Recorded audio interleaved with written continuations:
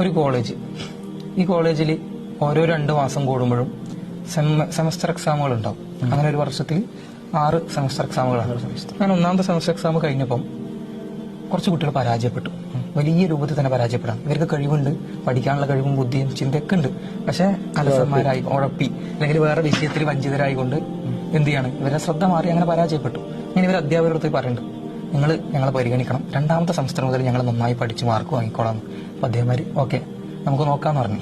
പക്ഷെ 2ഉം ഇവര് ഇത് തന്നെ ആവർത്തിച്ചു. 3ലും പരാജയപ്പെടുന്നു, 4ലും ഇത് തന്നെ ആവർത്തിച്ചു, 5ലും ഇത് തന്നെ ആവർത്തിച്ചു, 6ലും ഇത് തന്നെ ആവർത്തിച്ചു. ഈ 6 സെമ്മിലും ഇവർ ഇതേ ഡയലോഗുകൾ അധ്യാപകന്മാരോട് പറഞ്ഞുകൊണ്ടേയിരുന്നു.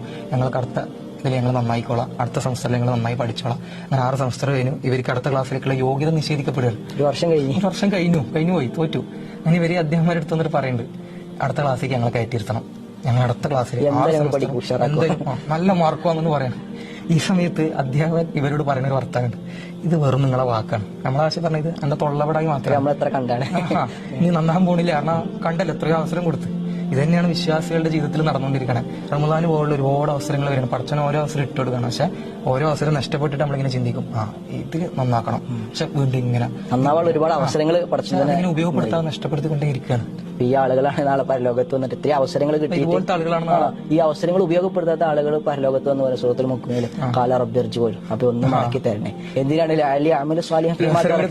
ഒരവസരം ഇതുവരെ ചെയ്യാത്ത പ്രവർത്തനങ്ങളൊക്കെ ഞങ്ങൾ ചെയ്തോളാം, ഒരവസരം കൂടി തന്നെ ഞങ്ങൾ നന്നായിക്കോളാം എന്ന് പറയുന്ന അപ്പൊ പടച്ചു നൽകുന്ന മറുപടി ഹുവ കായിലുഹ, അത് നിങ്ങൾ വെറും വർത്തമാനമാണ്. ഇന്ന് നമുക്ക് നമ്മുടെ മുന്നിൽ റമദാൻ വരുന്നുണ്ട്. അപ്പൊ റമദാൻ വരുന്നതിന് മുമ്പ് തന്നെ നമ്മുടെ ജീവിതത്തിൽ ഒരു പരിവർത്തനം നൽകാൻ, ഒരു സംസ്കരണം നൽകാൻ ഇപ്പൊ തന്നെ തയ്യാറാണ്. ഇപ്പൊ തന്നെ അതിനൊരു മനസ്സ് പാകമാക്കണം.